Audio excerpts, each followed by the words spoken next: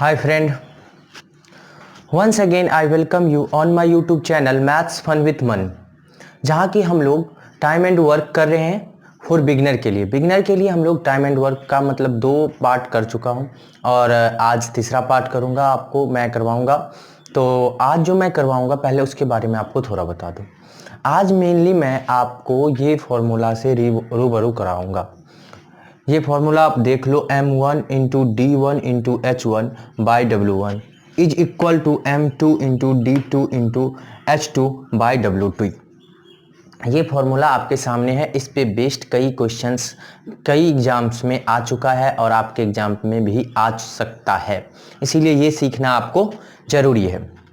हाँ, तो इसमें मैं क्या करवाऊंगा, इसमें मैं पहले आपको 3 से 4 क्वेश्चन करवाऊंगा, 4 या 5 क्वेश्चंस करवाऊंगा। उसके बाद मैं आपको ये बताऊंगा कि ये फॉर्मूला कहाँ से आया। मैं पहले भी बता सकता था कि ये फॉर्मूला कहाँ से आया, लेकिन ये फॉर्मूला कहाँ से आया ये ज़्यादा इम्पोर्टेंस हम लोग के लिए नहीं रखता है। ये फॉर्मूला जहाँ से भी आया हो, लेकिन इसका यूज कैसे होता है ये हम लोग के लिए ज़्यादा इम्पोर्टेंस रखता है। तो हम लोग पहले इसका यूज सीखेंगे 4 से 5 क्वेश्चंस पे, उसके बाद फिर चेक करेंगे कि ये कैसे आया और कहाँ से आया। तो चलिए, पहला क्वेश्चन आपके सामने मैं रखा हूँ, वो थोड़ा एक बार रीड कर देता हूँ। पहला क्वेश्चन है, if 5 person together can make 5 mats in 5 hours, यानी 5 आदमी एक साथ मिलकर 5 चटाई 5 घंटे में बना सकता है। Then 10 person in 10 hour will make, कितना मतलब 10 आदमी 10 घंटे में कितना बनाएगा। आप इसे या तो यूनिटरी मेथड से कर लोगे, यूनिटरी मेथड से भी आप आसानी से कर सकते हो। टाइम एंड वर्क का मैक्सिमम क्वेश्चन यूनिटरी मेथड से किया जा सकता है, लेकिन टाइम टेकिंग होगा और सस्पिशन भी क्रिएट कर सकता है। इस तरह का क्वेश्चन जब आप अटेम्प्ट करोगे तो मेनली आपको सस्पिशन क्रिएट होगा और हो सकता है कि आप गलत भी अटेम्प्ट कर दो। तो इसीलिए हम इसे यूनिटरी मेथड से नहीं करेंगे, इस फॉर्मूला पे लाने का कोशिश करेंगे। चलिए, जहाँ की देखते हैं, अगर क्वेश्चन में देखें तो यहाँ 5 पर्सन, इस 5 पर्सन को आप m1 मान लो।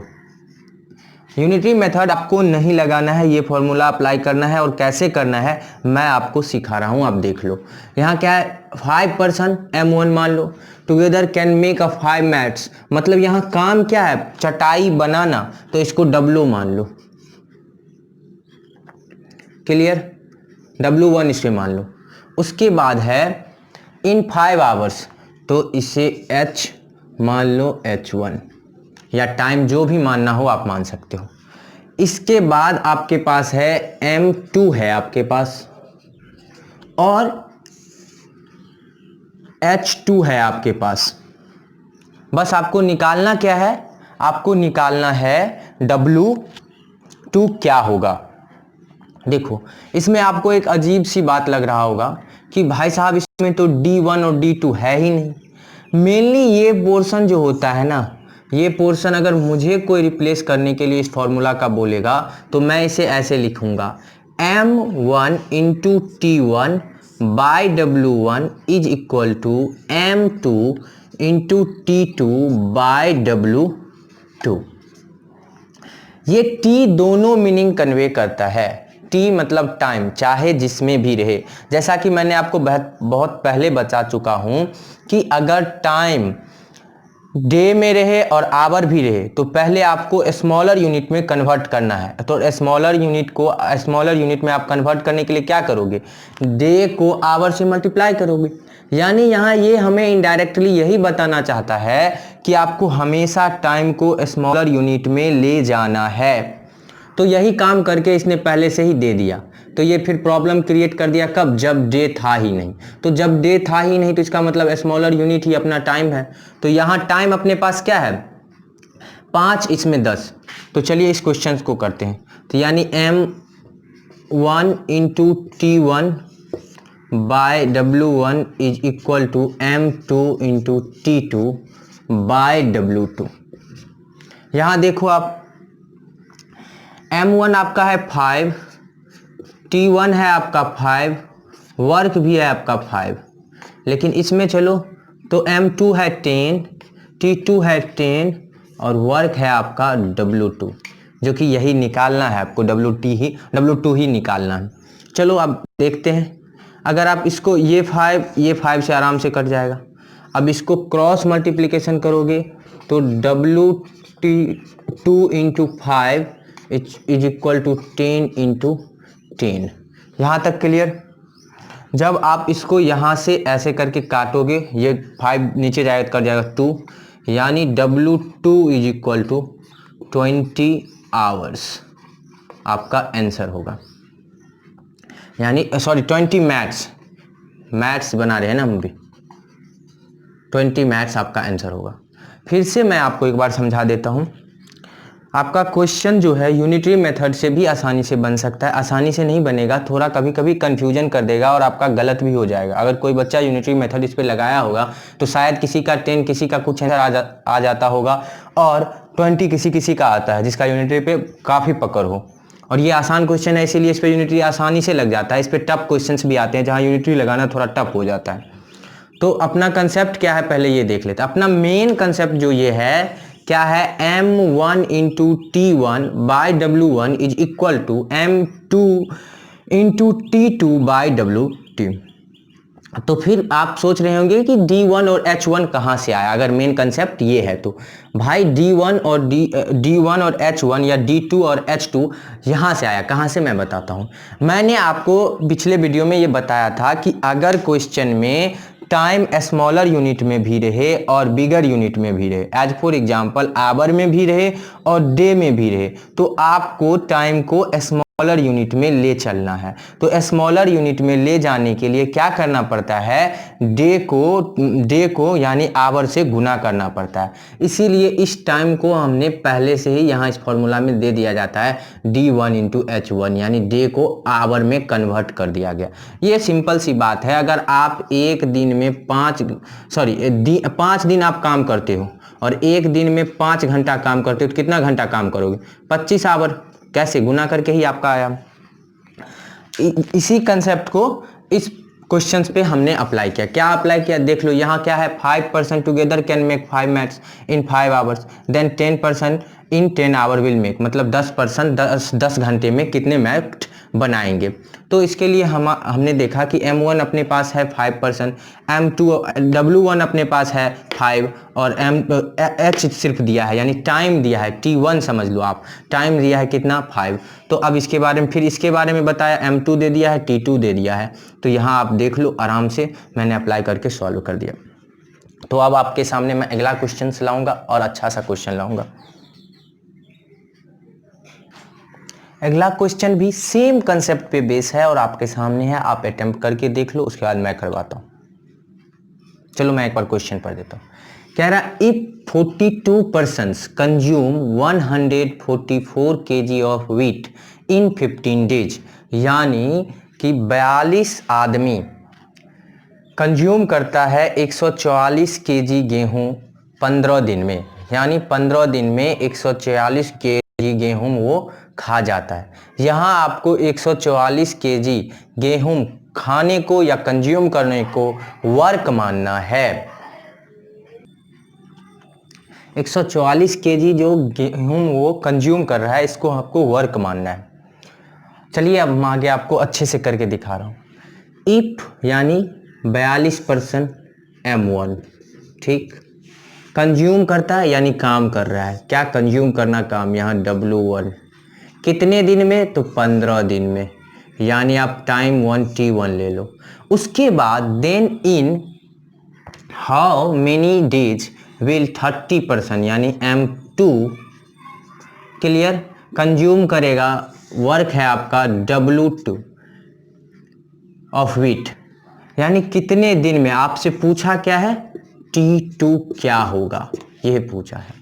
तो आप सिंपल ये फॉर्मूला अप्लाई करो, या तो आप यूनिटरी मेथड से इसको करो, करने वाले कर लोगे, मुझे अच्छे से पता है, लेकिन थोड़ा सोचोगे ज़्यादा, थोड़ा कैलकुलेशन ज़्यादा करो चाहे नहीं करो, सोचोगे ज़्यादा।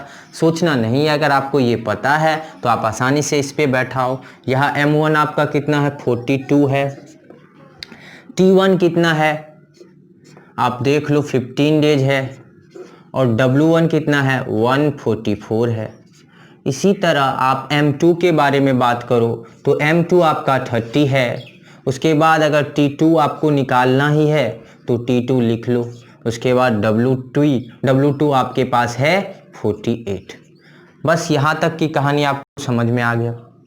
और आपको मैंने बताया है कि नीचे वाले से नीचे वाले को आप काट सकते हो। तो ये 48 और 144 3 से कट जाता है, मतलब 48 दिए 144 आप करोगे आ जाएगा। यहाँ तक क्लियर हो गया। अगर आप फिर इस 3 को इससे काटो 5, यानी यहाँ तक आपके पास आ गया। 42 को गुना करोगे तो 4 पंचे 20, 2 पंचे 10, यानी 210 is equal to 30 into T2। यहाँ से आप T2 अगर निकालोगे तो T2 आपका आ जाएगा, डिवाइड करोगे 210 में 30 से, तो यानी 7 डेज आपका आंसर हो जाएगा। फिर से आप अगर एक बार बोलोगे तो मैं करवा देता हूँ, सिंपल है। 42 आदमी 144 केजी गेहूँ 15 दिन में खा जाता है। यानी यहाँ काम क्या है, गेहूं खाना। कितना गेहूं खाया, काम यानी 144, और आदमी कितना है, पहला है आपका M1 है 42। और इसी तरह पूछा कि अगर 30 आदमी को 48 केजी गेहूं दिया जाए तो वो कितने दिन में खा जाएगा। तो इस पे हमने इसको M1 और T1 और W1 और M2 और T2 और WT के कंसेप्ट पे बैठाया, जहाँ से हमें पता चला कि सिर्फ T2 हमें निकालना है। और आपने देखा कितना आसानी से निकल गया, ज़्यादा सोचना नहीं पड़ा, आसानी से अपना काम बन गया। चलिए अब देखते हैं अगला कंसेप्ट। अगला कंसेप्ट अगर आप जानना चाहो तो मैं थोड़ा बता ही देता हूँ। अगला कंसेप्ट अगर सोच के देखो, अगर वर्क सेम हो जाए, यानी वर्क सेम हो जाए मतलब सेम काम को ही दोनों करे, यानी W1 और W2 अगर इक्वल होगा तो इसका मतलब WW हो गया। अगर W1 और W2 तो इसका मतलब ये हो गया कि W1 और W2 अगर किसी केस में आप ऐसा सोचो, W1 और W2 इक्वल है किसके, W के, किसी केस में अगर ऐसा है तो इसका मतलब हो गया कि जहां आप W1 और W2 देते हो वहां WW दे सकते हो। और आपको मैंने अच्छे से बताया कि नीचे नीचे वाले को आप आसानी से काट सकते हो। तो ऐसे करके इसको काटो, इसको काटो, अगर काटोगे तो सिर्फ बचेगा क्या, यानी M1 into T1 is equal to M2 into T2, सिर्फ इतना ही बच जाएगा। जब ये कब होगा, जब वर्क सेम होगा। जैसे इस केस में क्या है, वर्क पहले था, वर्क 1 था 144 केजी, वर्क 2 है 48 केजी। लेकिन अगर दोनों केस में वर्क दे ही देता 144 केजी, तब क्या होता, अपना सिंपल ये फॉर्मूला आ जाता, क्योंकि नीचे में दोनों में आ जाता 144, जिसको आसानी से आप काट सकते थे। तो अब इस कंसेप्ट पे बेस्ड मैं आपको 1-2 क्वेश्चन करवाऊंगा। अगला क्वेश्चन एकदम आसान क्वेश्चन है आपके सामने। इस केस में बस मैंने ये किया है कि W1 और W2 यानी समान है, इक्वल है। चलिए क्वेश्चन पढ़ते हैं। यानी if 35 men can finish a piece of work in 8 days, then the number of men who can do the same work in 10 days। इसका मतलब हो गया कि अपने को W1 और W2 से कोई मतलब नहीं है, क्योंकि W1 और W2 सेम ही है। अगर ये भी नीचे आराम से कट जाता है, ये भी नीचे आराम से कट जाता है। इसका मतलब आपको सिंपल सा, जब वर्क सेम रहेगा तो एक फॉर्मूला अप्लाई करना है। सिंपल फॉर्मूला क्या है, M1 into T1 is equal to M2 into T2। यहां तक क्लियर। अब देखो आपका M1 यहाँ है 35, T1 है 10 और सिर्फ आपको T2 दे दिया है। और आपसे पूछा है, क्या पूछा है, द नंबर ऑफ मेन, यानी M2 पूछा है। The number of men who can do the same work in 10 days, यानी 35 आदमी किसी काम को 8 दिन में कर देता है, तो उसी काम को 10 दिन में कितने आदमी करेंगे। ओके, एक बार देख लो। If 35 men can finish a piece of work in 8 days, then the number of men who can do the same work in 10 days। तो यहाँ आपको मैंने बताया कि W1 और W2 सेम है, इसीलिए उसका रोल कुछ नहीं है। M1 into T1 is equal to M2 into T2। M1 अपने पास है 35, T1 अपने पास है 8, M2 अपने को निकालना है और T2 अपने पास 3। बस इसको इधर लाओ, ऐसे करके आप निकाल सकते हो M2 इंटू सॉरी 10 यानी 35 इंटू 8। मैंने सिर्फ इसको रिवर्स किया है, पलटा है। अब यहाँ से आराम से आप निकाल सकते हो M2 is equal to 35 into 8/10। Clear? इसको काटोगे तो 7 5 जा और 2 5 जा और ये 2 4 यानी 28 डेज आपका आंसर आएगा। इसको सॉल्व करोगे तो आप देख लो 20 डेज आपका आंसर आ गया। क्लियर? इस क्वेश्चंस में कुछ नहीं था, एकदम इजी क्वेश्चन था। सेम इसी प्रकार का क्वेश्चन मैं आपको अगला क्वेश्चन भी करवाऊंगा, एकदम इजी क्वेश्चन, और उसके बाद ये बताऊंगा कि कैसे आया ये फॉर्मूला। बहुत ही आसान क्वेश्चन आपके सामने लाया हूँ, आप पढ़ लो एक बार, या मैं पढ़ के आपको पूरा बता देता हूँ। 16 men are able to complete a piece of work in 12 days working 14 hour a day। यानी यहाँ तक का अगर आपको मीनिंग बताया जाए तो इसका मीनिंग ये होता है कि 16 आदमी किसी काम को कंप्लीट करता है 12 दिन में। कैसे?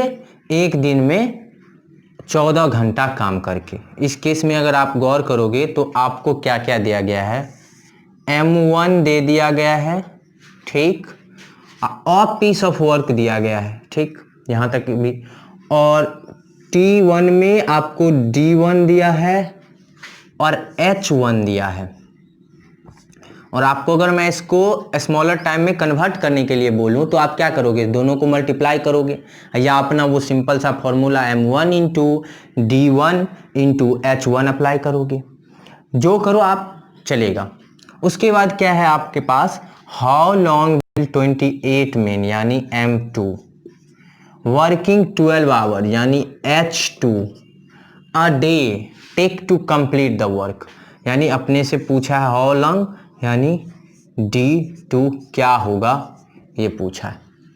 To complete the work, a piece of work और द वर्क, इसका मतलब उसी काम के बारे में बात किया जा रहा है, यानी सेम वर्क वाला कंसेप्ट है। W1 और W2 इक्वल है, इसीलिए W1 और W2 का कोई रोल नहीं है और यहाँ कहीं दिख भी नहीं रहा है।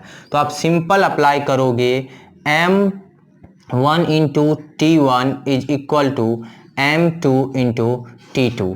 और मैंने आपसे बताया है, मैंने आपसे क्या बताया है, जब T1 अगर स्मॉलर यूनिट में रहे तो पहले आप स्मॉलर यूनिट में ले जाओ। स्मॉलर यूनिट क्या है, आवर, और 2 यूनिट में, आवर और डे में है। तो स्मॉलर यूनिट में ले जाने के लिए क्या करना पड़ेगा, डे को आवर से मल्टीप्लाई करना पड़ेगा, या आप सिंपल जानते हो, मैंने पहले ही बताया M1 into D1 into H1 is equal to M2 into D2 into H2। Clear? यहाँ तक आप जब करोगे, यहाँ तक करने के बाद आपको पता चलेगा कि आपके पास M1 है 16 और D1 आपके पास है 12, H1 है 14। फिर आपके पास है यहाँ पे क्या, M2 28, D2 तो आपको निकालना ही है, H2 आपका है 12। चलो अब इसको जब आप करोगे तो ये 12 और ये 12 आसानी से कट जाएगा। उसके बाद ये 14, 2 जा 12, और इसके बाद आप इसको करोगे तो 8, यानी यहाँ से आपका आराम से आ जाएगा कैलकुलेशन करके D2 बराबर 8 डेज। क्लियर? आपका आंसर आ गया। यहाँ तक कोई दिक्कत इसमें? देखो मैंने आपसे अगर सिंपल बोलूँ तो आपसे ये बताया था M1 into D1 into H1 is equal to M2 into D2 into H2 by W1 और बाई W2। और इस केस में W1 और W2 सेम है तो कट जाएगा, इसीलिए समाप्त हो गया। सिर्फ इतना, इस तरह से सोच लोगे तो सही है, ये भी सही है। और मैंने आपसे पहले बताया था कि M1 into T1 is equal to M2 into T2 अगर W सेम है तो।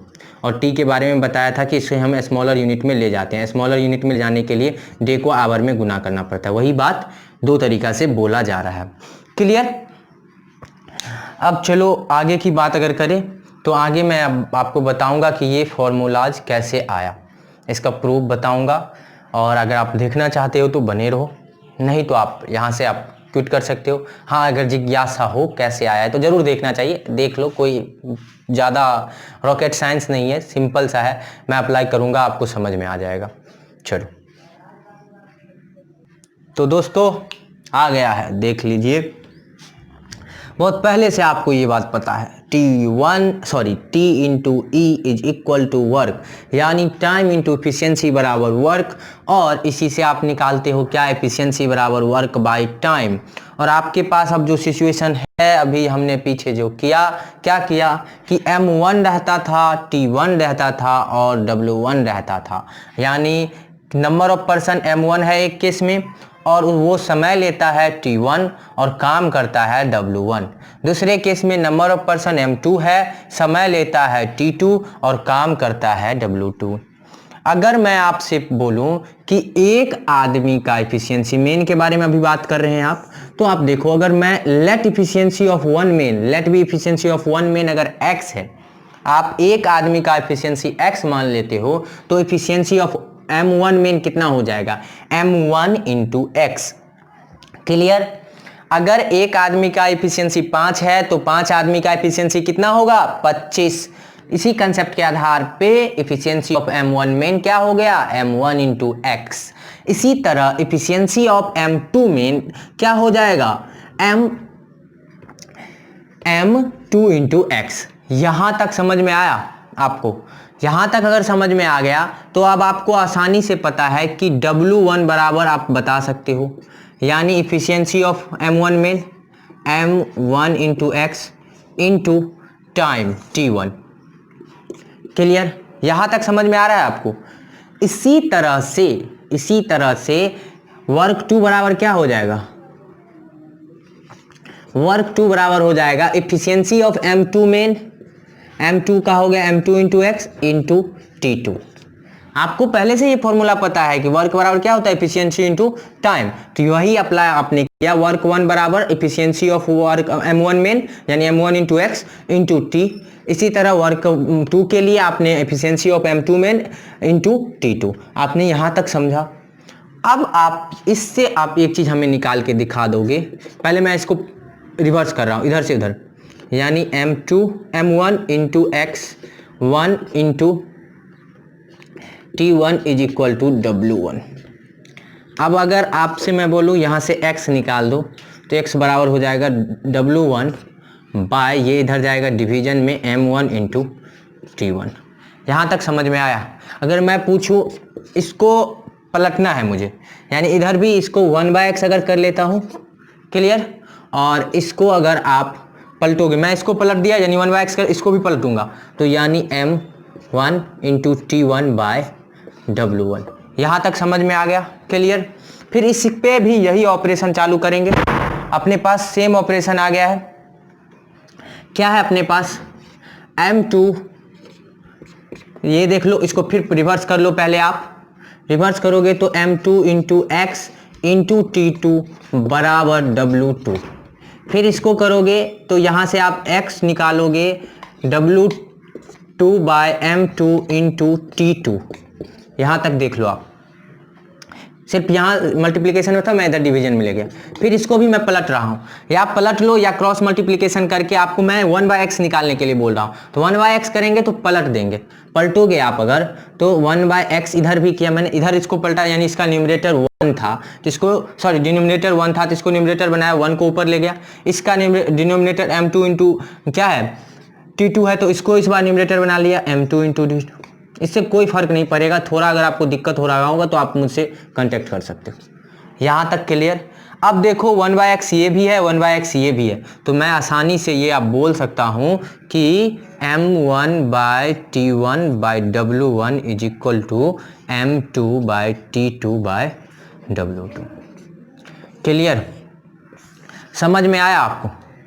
अगर नहीं आया समझ में तो ज़्यादा टेंशन लेने की बात नहीं है, किसी भी पेपर में इस तरह की बात आपसे नहीं पूछा जाएगा।